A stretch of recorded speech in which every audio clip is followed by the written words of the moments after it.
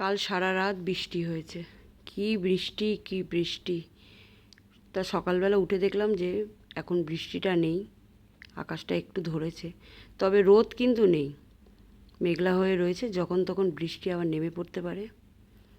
তো উঠে পড়লাম অনেকক্ষণ আগে। মর্নিং বন্ধুরা, তোমরা সবাই কেমন আছো? আশা করি তোমরা সবাই ভালো আছো, সুস্থ আছো। আমিও ভালো আছি।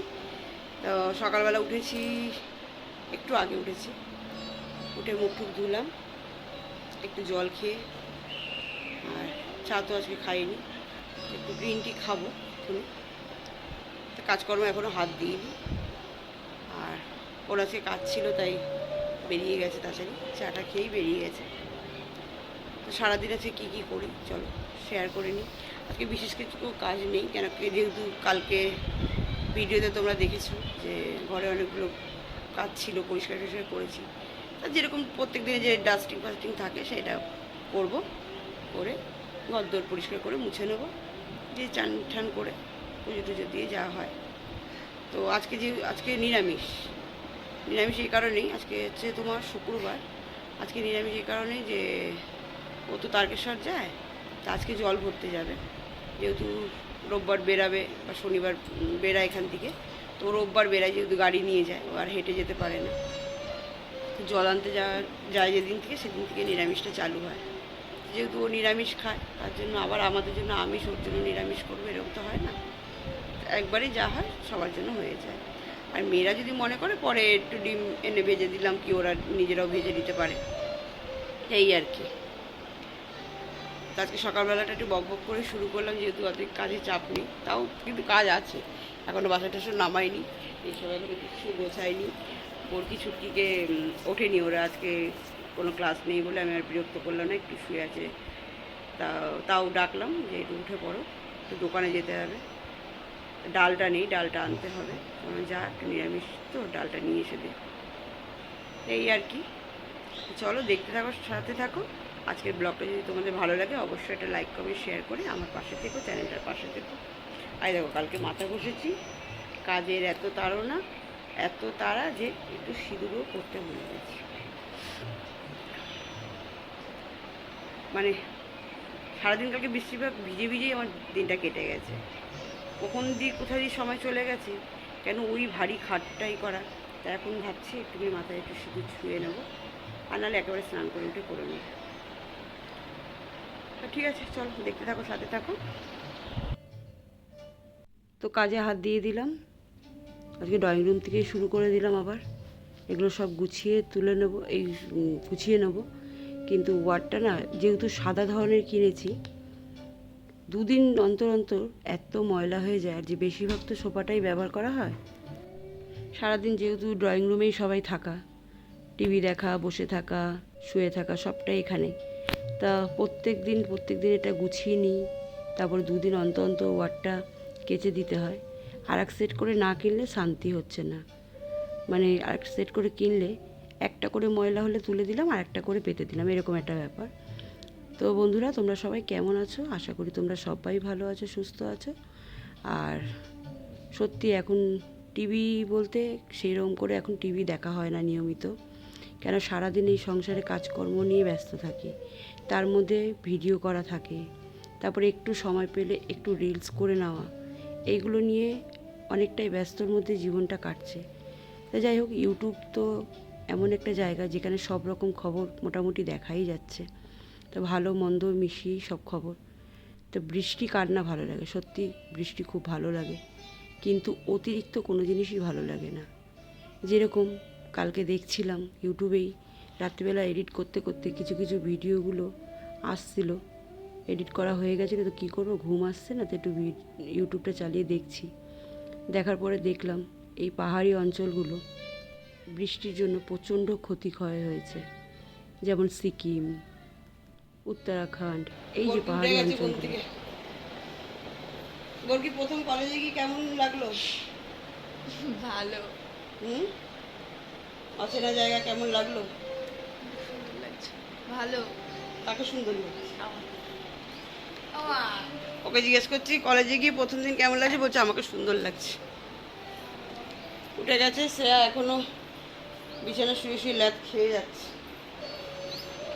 উঠে পড়, উঠে পড়, চপ করে ওঠ। চ চ ঘুরতে যাবো, চ।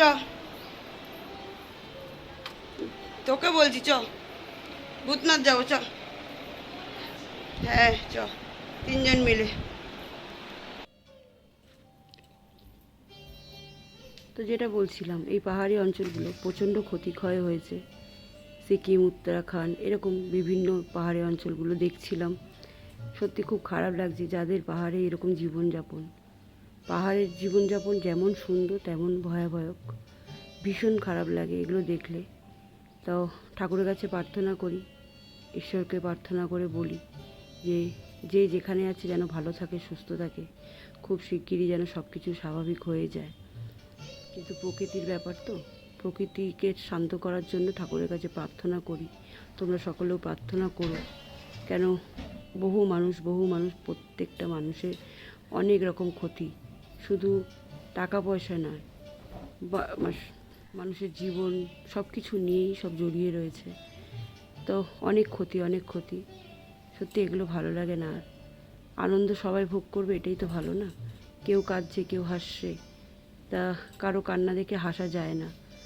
তো ঈশ্বরের কাছে প্রার্থনা করছি খুব শিগগিরই যাতে সব স্বাভাবিক হয়ে যায়।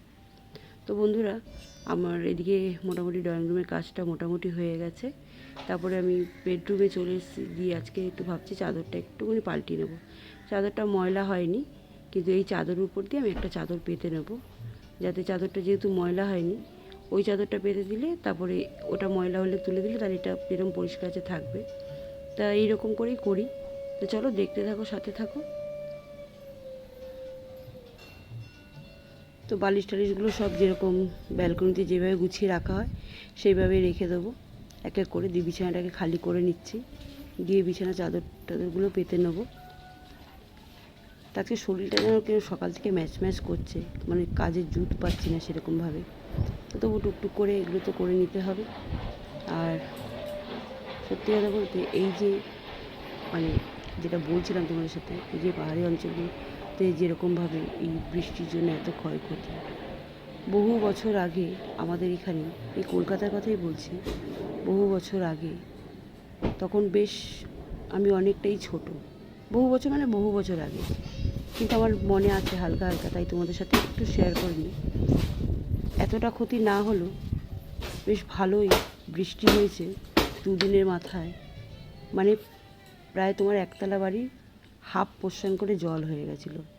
মানে কেউ মোটামুটি ঘরে আর থাকতে পারবে না, বাচ্চা কাচ্চা নিয়ে কিছুতে না রেঁধে খেতে পারবে না, বসে থাকতে পারবে না, কোনো কিছু তো করতে পারবে না। তো তখন আমার বেশ ভালো মনে আছে, পাড়ায় পাড়ায় এসে সবাই মাইকে বলে গেল যে এরকম একটা হাই স্কুল ছিল, হাই স্কুলে গিয়ে সবাইকে থাকার অনুরোধ করলো। তো যেহেতু সবাই বাধ্য, কেন, কারণ এইভাবে তো আর বাচ্চা কাচ্চা নিয়ে সংসারে থাকা যায় না, কিন্তু তবু ঘর বাড়ি ছেড়ে সবাই যেতে চাইছে না, কিন্তু বাধ্যতামূলক সবাইকে গিয়ে থাকতে হলো। তো আমার মনে আছে মায়ের সাথে গিয়ে দাদা, আমি, মা, আমরা গিয়ে স্কুলটায় ছিলাম, বেশ কয়েকদিন ছিলাম, কেন সব কিছু স্বাভাবিক হতে অনেকটা সময় লেগেছিল। তা আমার কত সাল কত কি আমার এটা মনে নেই, কেন মাকে না জিজ্ঞেস করলে বুঝতে পারবো না। তা মাকে জিজ্ঞেস করে একদিন তোমাদের জানাবো, কিন্তু যদি তোমরা জানতে চাও তাহলে বলবো কত সালে, কিন্তু আমার সালটা অনেকটা মনে নেই, কিন্তু কিছুটা কথা আমার মনে আছে। তা সত্যি এই রকম ধরনের বিপদ যখন আসে না, তখন আপনজনদেরকে কীভাবে মানে সঠিক করে রাখা, কীভাবে কী করব, সেগুলো মাথায় আসে না। এখন তো অনেকটা স্বাভাবিক হয়ে গেছে আমাদের এই দিকগুলোতে, এখন সেইভাবে জল জমার কোনো রাস্তাই নেই, রাস্তাঘাট পাকা হয়ে গেছে, উঁচু হয়ে গেছে, অনেক উন্নতি হয়ে গেছে। কিন্তু ওই পাহাড়ি অঞ্চলগুলোতে মানুষগুলোর কত কষ্ট, আপনজনদেরকে হারিয়ে ফেলা, কত ক্ষয়ক্ষতি হওয়া, একটু একটু করে সব কিছু গড়ে তোলা যে জিনিসগুলো, সেগুলো নিমিষের মধ্যে ভেঙে চুরমার হয়ে জলের তলায় তলিয়ে যাওয়া, এগুলো ভীষণ কষ্টদায়ক একটা ব্যাপার, ভীষণভাবে কষ্টদায়ক জিনিসগুলো। তো যাই হোক, প্রকৃতির আগে তো আমাদের কারোরই চলে না, যা হবে সব মেনে নিতেই হবে, কপালে যা আছে তাই আমাদেরকে মানতে হবে। তো চলো আজকে কাজগুলো এগিয়ে নিচ্ছি তোমাদের সাথে অনেকটা কথা বলতে বলতে। তো এদিকে আমার বিছানার চাদরটাও বেশ পাল্টানো হয়ে গেল, তোমরা দেখতে পাচ্ছ। আর বরাবরের মতনই চাদরগুলোতে গিট মেরে মেরে সব করে দিচ্ছি যাতে চাদরটা সরে না যায়, টান টান করে পেতে দেওয়ার মতন।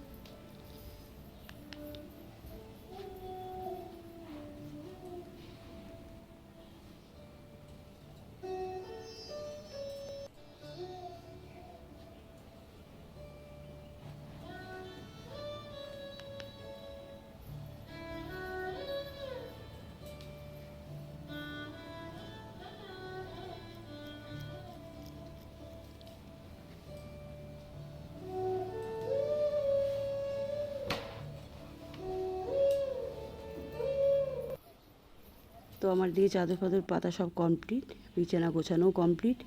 দেখতে পাচ্ছ কেমনভাবে সব গুছিয়ে নিয়েছি। দিয়ে ঝাড় দিতে চলে আসলাম, ঝাড় দিয়ে একেবারে সব ময়লা টয়লা বের করে আর রান্নাঘরে চলে গেলাম। রান্নাঘরে চলে করে নিলাম আজকে বোয়াল মাছের ঝাল। আমি যেভাবে শর্টকাটে খুব সময়ের অল্পর মধ্যে জিনিসটা করে নিচ্ছি, তোমাদের সাথে একটু ভাগ করে নিলাম। যদি আজকের ভিডিওটা তোমাদের ভালো লাগে অবশ্যই একটা লাইক কমেন্ট শেয়ার করে দিই, চ্যানেলটাকে একটু সাবস্ক্রাইব করে দিও আর তোমাদের দিদিভাই পাশে থেকো। তো এখানে দেখো আমি আদা রসুন জিরে গোটা জিরে ধনে সব কিছু পেস্ট করে নিয়ে এখানে একটু পেঁয়াজ কুচিয়ে ভেজে নিলাম। মাছগুলো আগে ভেজে তুলে নিয়েছি, দিয়ে এই মশলাগুলো এই পেঁয়াজ কুচির মধ্যে দিয়ে ভালো করে কষিয়ে নিলাম। নিয়ে একটু তেল ছেড়ে গেলে তারপরে মাছগুলোকে দিয়ে দেবো। ওইগুলোকে ভালো করে মিক্স করে নুন হলুদ দিয়ে ভালো করে এগুলোকে ভাজা ভাজা করে নিলাম। তো এর মধ্যে অ্যাড করেছি আমি তোমাদের আরেকবার বলে দিই, গোটা জিরে গোটা ধনে পেঁয়াজ আদা রসুন একটা টমেটো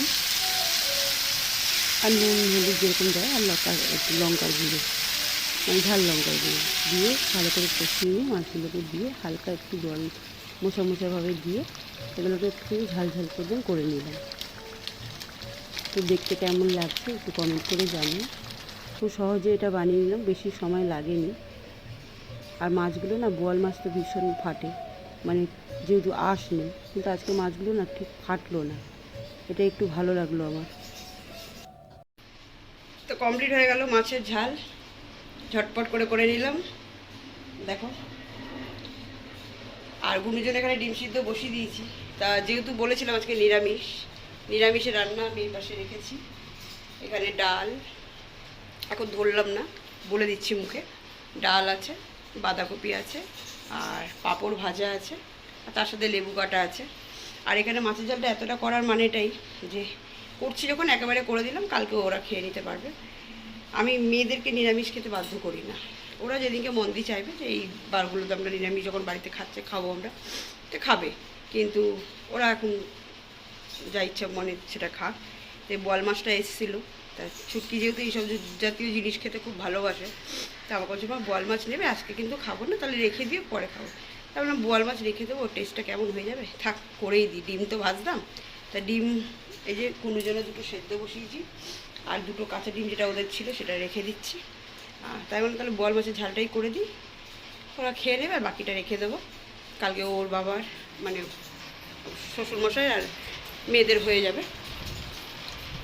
আর এখনও গুরুদের খেতে দিইনি, ডিমটা সেদ্ধ হলে ডিম দিয়ে গুনুর কাছে দুটো ডিম ডাল দিয়ে ভাত মেখে দেবো, ও খাবে। আর এই ছিল আজকের কাজ। আর তারপরে কটা বাসন বেরিয়েছে, ওগুলো মেজে নিচ্ছি, কারণ জোর বৃষ্টি আসছে। বৃষ্টিতে কালকে তো অনেক ভিজেছি, আজকে আর ভেজা যাবে না, আজকে ভিজলে প্রচণ্ড শরীর খারাপ হয়ে যাবে। দিয়ে তারপরে ওপরে যাবো, গিয়ে স্নান করে তারপর খেয়ে নেবো। তো চলো দেখতে থাকো। লিকলিকে হয়ে গেছে, চুলটা স্ট্রেট করার পরে যেন লিকলিক হয়ে গেছে। তাও কালটি ছিল মানে গোজ একটা লাগবে, এখন লিক করছে। তো বিকালের পর আর আসা হয়নি, চা টা সব খাওয়া দাওয়া হয়ে গেছে অনেকক্ষণ আগেই, অনেক কিছু হয়ে গেল। চা খাওয়া অনেক কিছু খাওয়া দাওয়া হয়ে গেছে। তো বেশি রান্না ছিল না, ওবেলার যা ছিল ডাল তরকারি ওগুলো একটু গরম টরম করলাম, কটা রুটি করলাম। আর ওর তো খাওয়া হয়ে গেছে, ও তারকেশ্বরে বেরিয়ে গেছে জল আনতে, পরশুদিন যাবে। যেহেতু পাড়ার ছেলেদের সাথে যায় জলটা আনতে যায়, তো ওরা কালকে বেরোয়, যেদিকে জল আনে তার পরের দিন বেরোয়, কেন ওরা তো হেঁটে যায় আর ও তো গাড়ি নিয়ে যায়, যেহেতু তার পরের দিন ও বেরোবে। তো জলটা একসাথে নিয়ে এসে রাখে, ওই জন্য ও বেরিয়ে গেছে। এবার আমরা খাওয়া দাওয়া করবো, একটু পরে করব। এই সবে উপরে আসলাম, ঘুরু টুরু ওদেরকে সবাইকে খেতে দিয়ে দিলাম। আর থেকেই যা বৃষ্টি আসছে যাচ্ছে ওই জন্য আজকে আর কাজ বাজ বেশি বাড়ালাম না, বেশি কাজ দেখাতেও পারলাম না। তো আজকের ভিডিওটা এই অবধি রাখলাম। যদি ভালো লাগে অবশ্যই লাইক কমেন্ট শেয়ার করো, চ্যানেলটাকে সাবস্ক্রাইব করে দিও, আর চ্যানেলটার পাশে থেকো, সাপোর্ট করো। সবাই ভালো থেকো, সুস্থ থেকো, শুভরাত্রি।